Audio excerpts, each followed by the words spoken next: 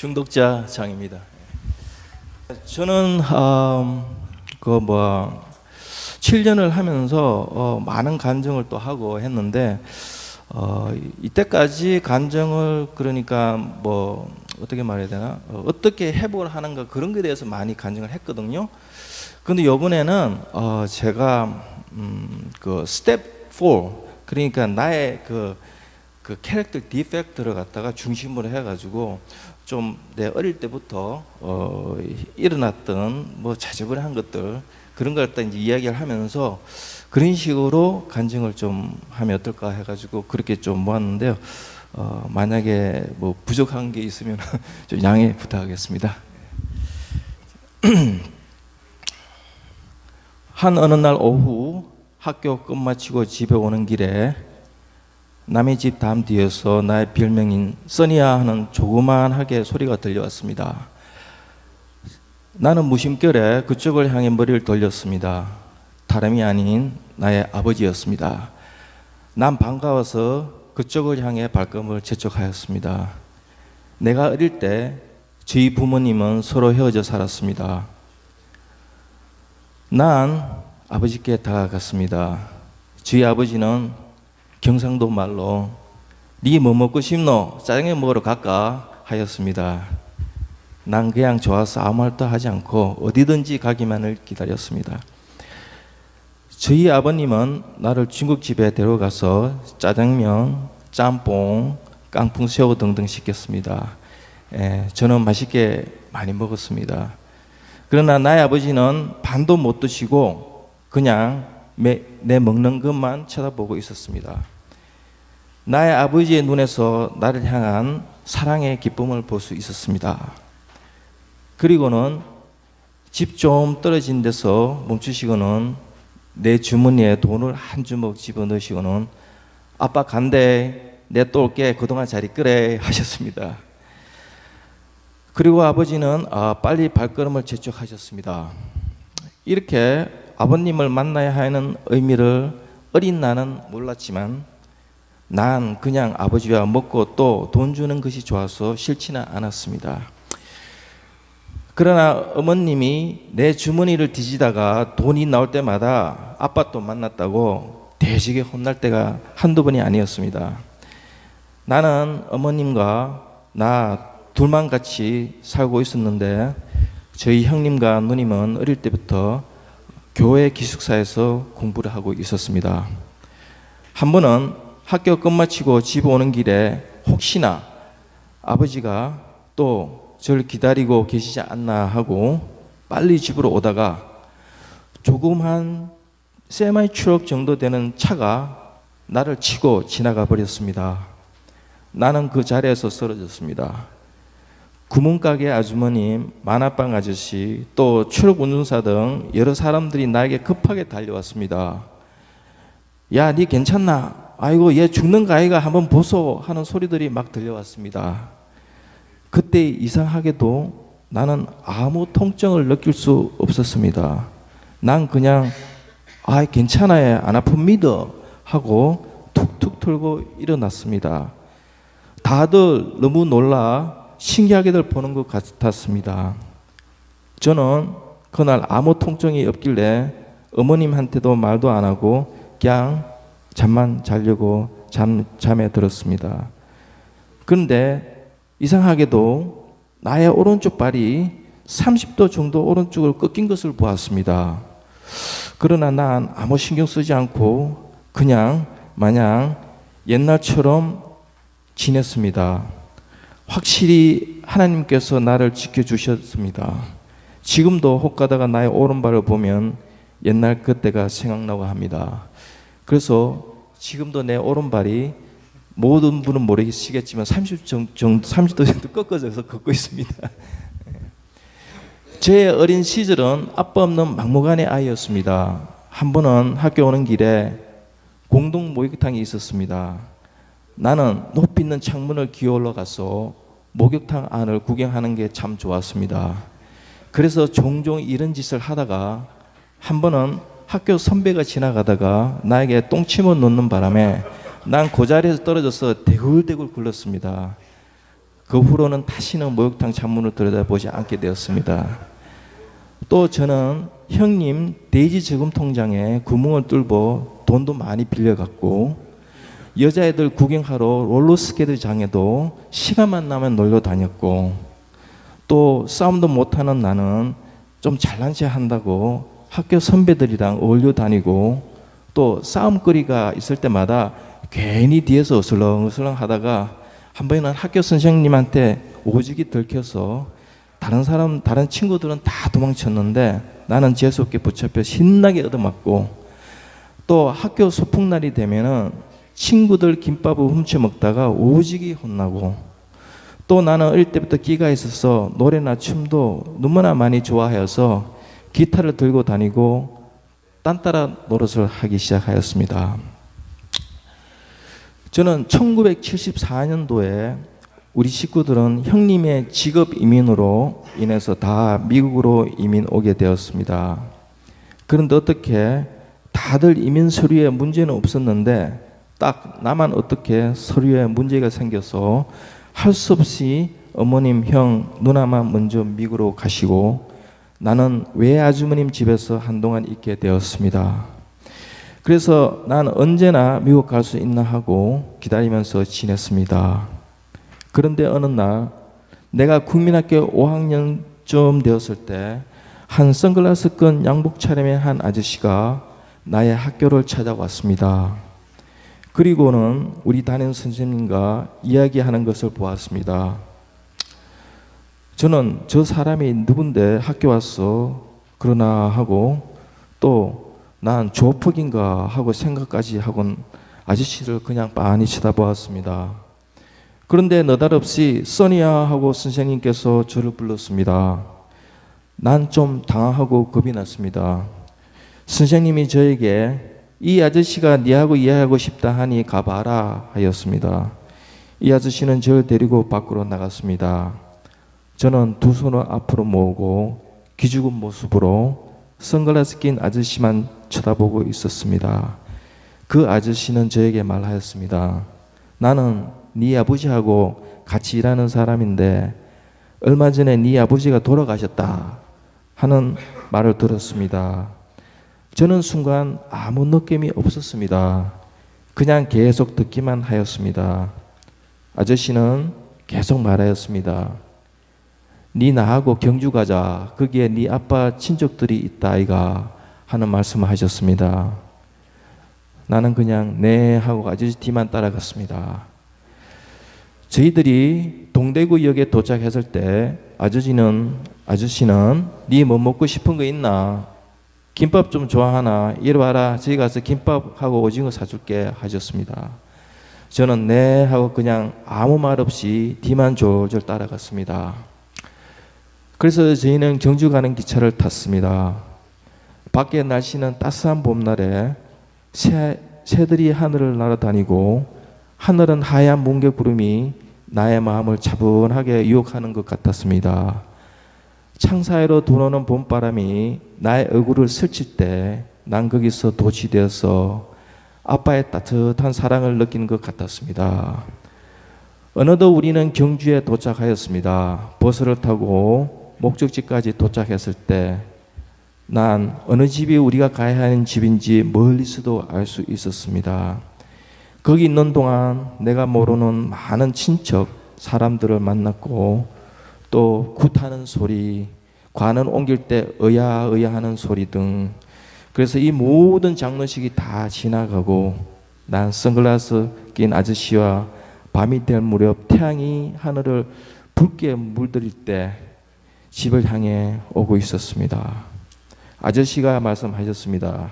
써니야, 니는 지금 어려서 잘 모르겠지만 아빠 없다고 귀죽고 또 다들 애들이 너 얕잡아 본다 하더라도 마음 아파하지 말래. 마음 단단히 묶으래 하고 말씀하셨습니다. 저는 네 알겠습니다 하였습니다. 그래서 난 어머님은 미국에 가 계시고 아버지는 돌아가셨고 그냥 외아주머님과 한동안 지냈습니다. 제 외아주머님은 막걸리를 참 좋아하셨습니다. 그래서 자주 나에게 주전자를 주시면서 써니야, 니 저 양조장에 가서 막걸리나 좀 받아오거라 하셨습니다. 저는 그 일을 매번 하였습니다. 그런데 한 번은 이 막걸리를 왜 마시는지 궁금하기 시작하였습니다. 그래서 냄새도 맡아보고 했습니다. 그런데 썩 나쁘지는 않았습니다. 그래서 그 후부터는 종종 심부름 갔다 올 때마다 조금씩 마시기를 시작하였습니다.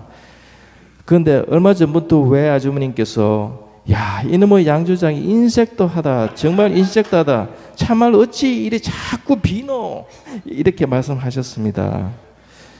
제 양심의 가책을 느끼게 되었습니다. 그렇게 세월은 지나고 어느덧 1977년도에 저는 미국으로 오게 되었습니다.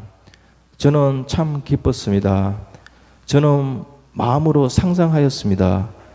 푸른 천 위에 있는 집, 그리고 식구들과 같이 행복하게 살 수 있는 그 땅, 그리고 블루 아이즈에다가 블란 그로드를 볼 수도 있고, 또 내가 제일 좋아하는 바나나, 초콜릿 마음껏 먹을 수 있는 나라.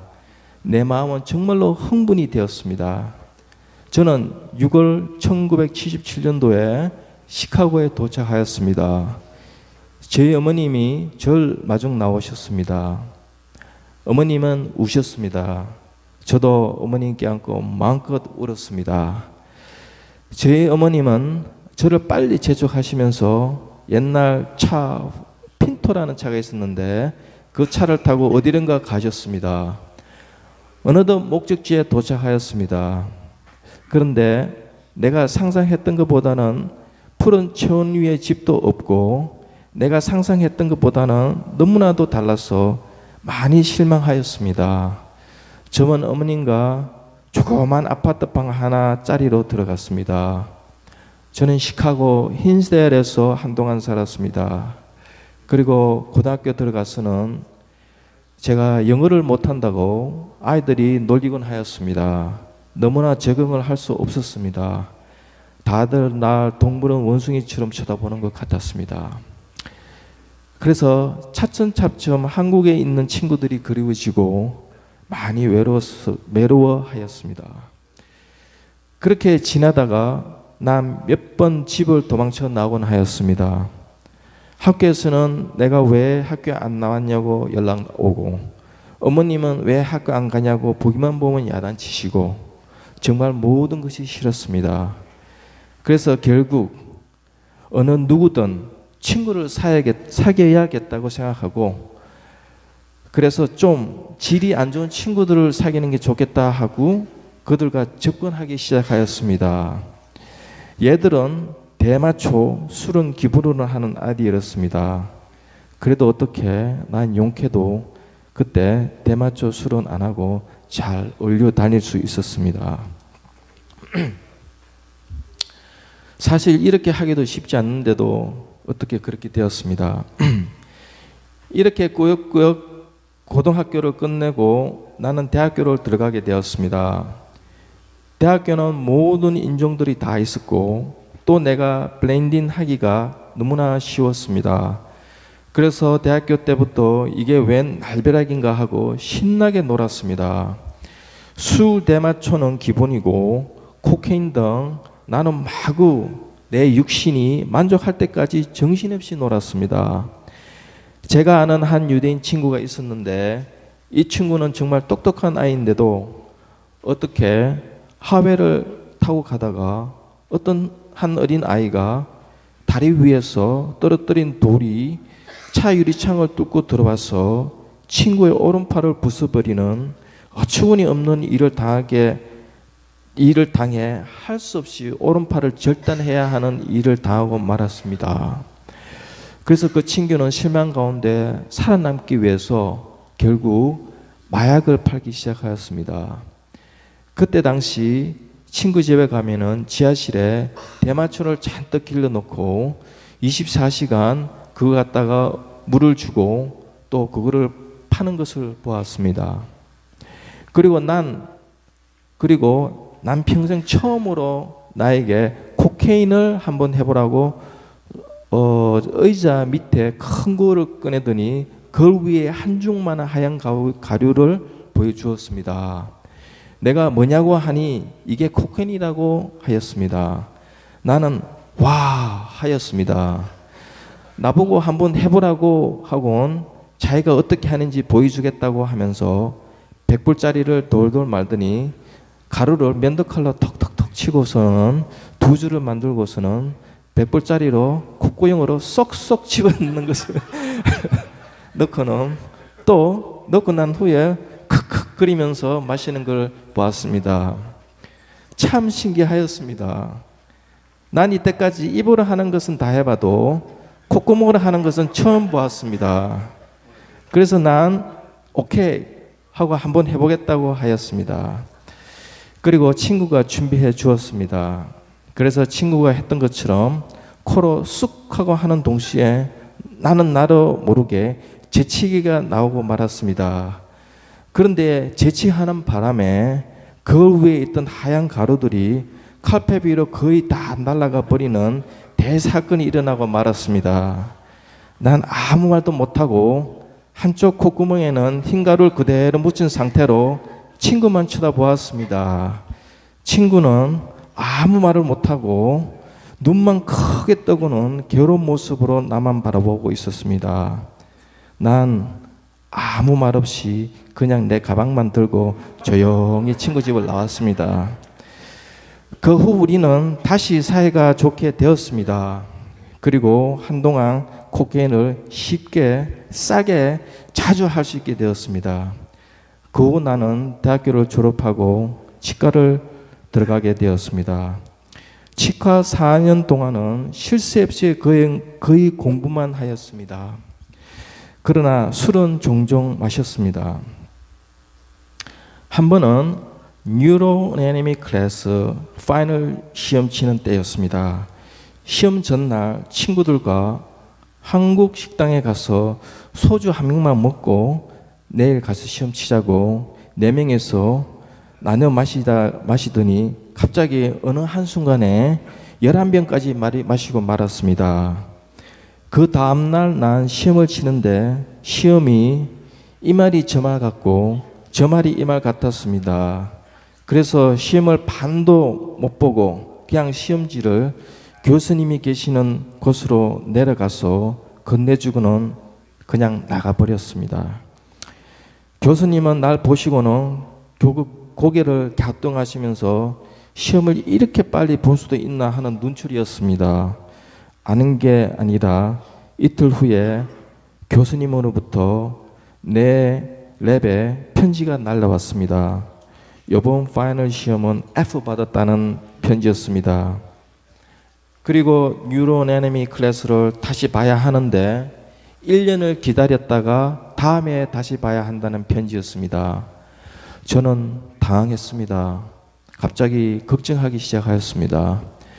그래서 안 되겠다 하고 교수님을 찾아가기로 마음을 먹고 며칠 뒤에 교수님 랩에 찾아갔습니다.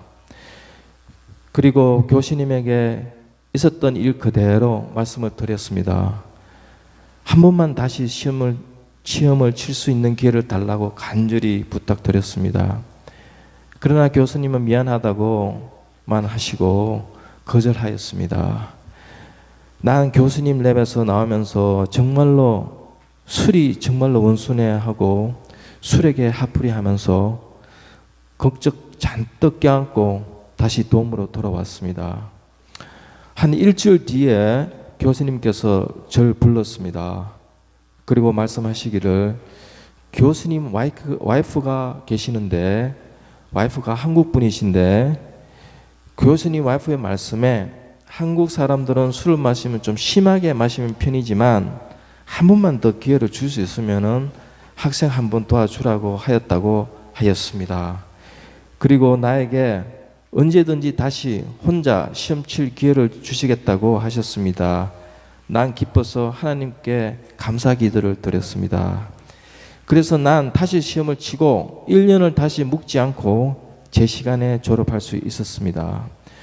또 한 번은 치과 4학년 때 친구와 나이트클럽에 놀러 가서 술을 잔뜩 마시고 술김에 어떤 남자와 다툼으로 시작하여서 싸움을 하게 되었습니다. 그날 저녁에 저는 깜빵에 들어가는 신세가 되었습니다.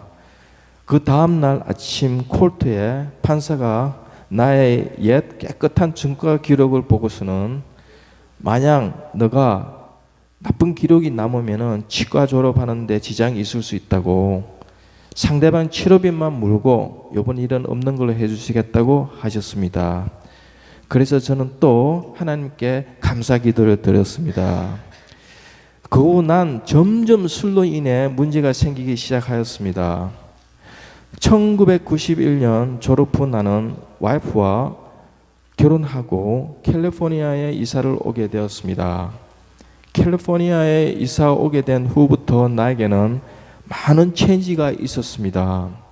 결혼, 가정, 아이들, 또 남자의 책임감, 새로운 잡, 다른 도시, 다른 모든 종류의 사람들, 이 모든 것이 나에게는 나도 모르게 스트레스로 연결이 되어서 아무도 경험하지 못한 설사를 2년 동안 하게 되었습니다. 많은 의사 선생님들을 찾아다녀 봐도 나의 이 설사병을 알지 못했습니다. 그러나 어느 날 내가 일하는 치과 매니저로 그 일하는 치과에서 일을 그만두고 나의 치과를 차리고 난 후인 2주 후부터 나도 모르게 설사가 멈추었습니다. 정말 기적이었습니다. 하나님께 감사 기도 드렸습니다. 또 그래서 나는 감사하고 난 후에 감사를 다 잊어버리고 이게 웬 축복이냐는 듯이 모든 힘과 정력을 다 사용해서 술을 퍼마시기 시작하였습니다. 술은 나에게 참 기쁨이었습니다. 술은 나의 삶이 되었습니다. 처음에는 바에서 마시기 시작하였습니다. 또 술을 마시면은 무슨 말이 그렇게 많았는지 나의 교만, 자랑, 끄떡끄떡 없이 말이 연결되었습니다. 그리고 어느 날 바에서 마시고 있는데 내가 치과하는 치과의 한 환자 한 분이 바에서 술을 마시고 있는 것을 보았습니다. 참 당황스럽기도 하고 창피하기도 하고 정말 거기서 숨고 싶기도 하고 빠져나오고 싶은 마음이 간절하였습니다.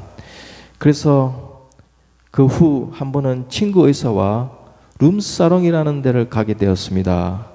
그런데 여기는 나에게 꼭 맞는 장소였습니다. 아무도 보지 못하는 곳에서 아름다운 여인과 술을 마실 수 있는 곳, 정말 저에게는 천국이었습니다. 이제 나는 이곳에서 도장을 찍고 나의 육신을 마음껏 즐길 수 있는 이곳에서 나의 많은 세월을 보냈고 또 많은 사건들도 만들었습니다.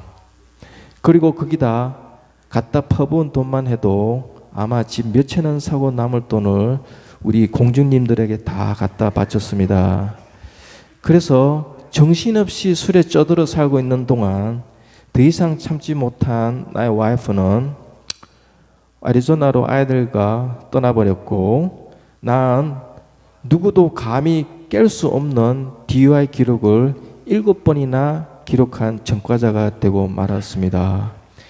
그래서 결국 치과를 3개 다 버리고 집을 포클로즈로 다 넘어갔고 나의 치과 라이센스는 빨간 딱지가 붙어버렸고 그리고 결국 나에게 남은 거라곤 빚 거의 100만 불과 형무소 생활 3년만 남겨놓고는 나의 전성시대는 그렇게 끝을 맺었습니다.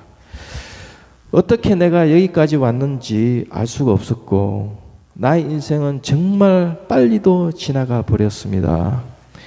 징역 3년을 선고를 받고 나는 LA 카운티 트윈타월에 3년을 살았고 그 뒤 이송이 되어서 딜레네 형무소에서 3개월 살았고 그래서 계속 이송이 되어 마지막으로 치노 프리전에 1년을 지내게 되었습니다. 형무소에 있는 동안 또 나는 많은 죽음의 고비를 넘겼습니다. 딜레노에 있을 땐 한 인매 중에 귀에 큰 블랙 몰드가 있는 블루투스란 별명을 가진 아이놈 한 놈이 저를 2층에서 떨어뜨려 죽이려고 한 적이 있었습니다. 정말로 무서웠습니다. 그러나 하나님께서 저를 지켜주셨습니다. 그리고 또 흑인들과 남미인들 간의 패싸움이 있을 때마다 저는 죽을 뻔하였고, 또 한 번은 갑자기 옛날에 경험했던 똑같은 설사가 또 나기 시작하였습니다.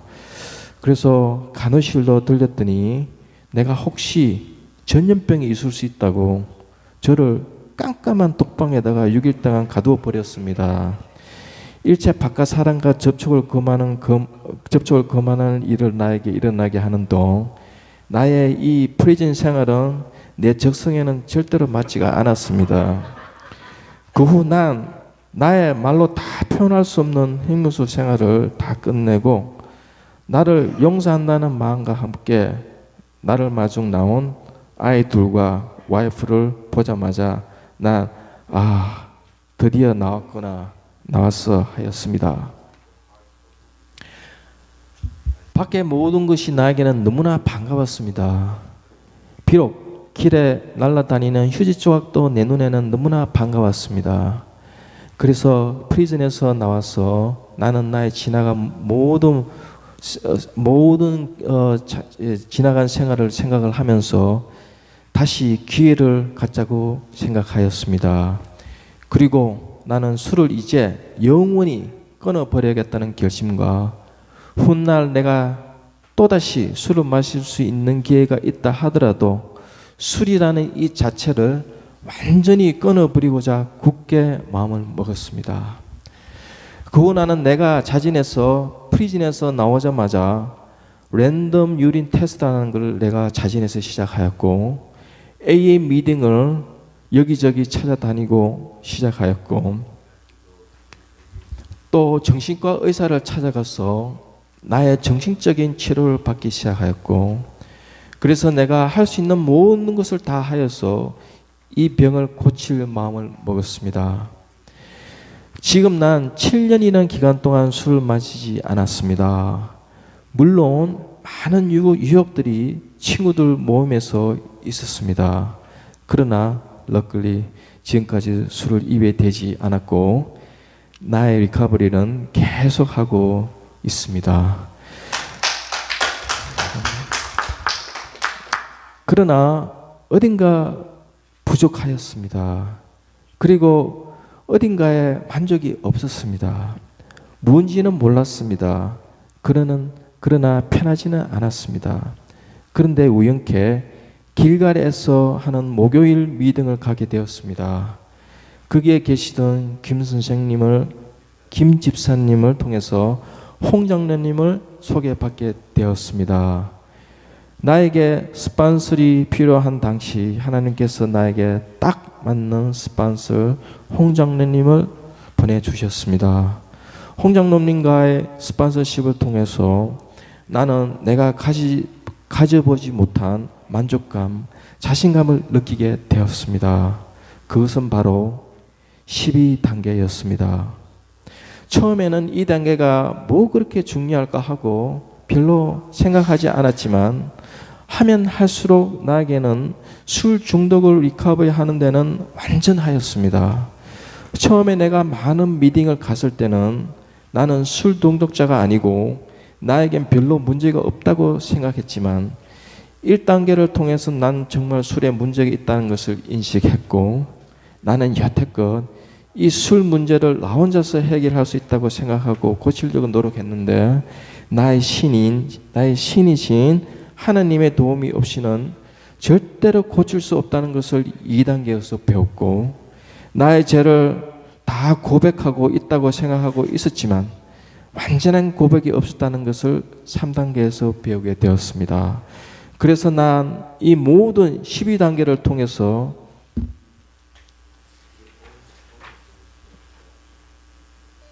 중요하고 귀중한 회복의 비밀을 알게 되었습니다. 여태껏 나는 미팅을 갈 때마다 AA 미팅에서 나에게 많은 기타를 주면서 이거를 열심히 잘 치면 정말 아름다운 소리를 낼 수 있다고 미팅 갈 때마다 나에게 기타들을 주었습니다. 그러나 아무도 나에게 어떻게 기타를 칠 수 있는 방법을 가르쳐 주는 것은 없었습니다. 그러나 12단계가 나에게 기타 치는 방법을 가르쳐 주었습니다. 내가 여기까지 오기가 정말 힘들었는데 오고 난 지금 나는 정말 너무나도 다행이라고 생각합니다. 결국엔 난 아무것도 할 수 없고 오직 하나님만 의존하는 것밖에 아무것도 내가 할 수 없다는 것을 확실하게 깨달았습니다.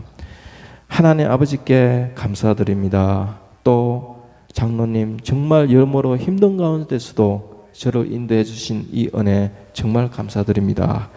그리고 또 여러 형제 자매님들의 많은 간증이 없이는 저는 아무것도 할 수 없는 나입니다.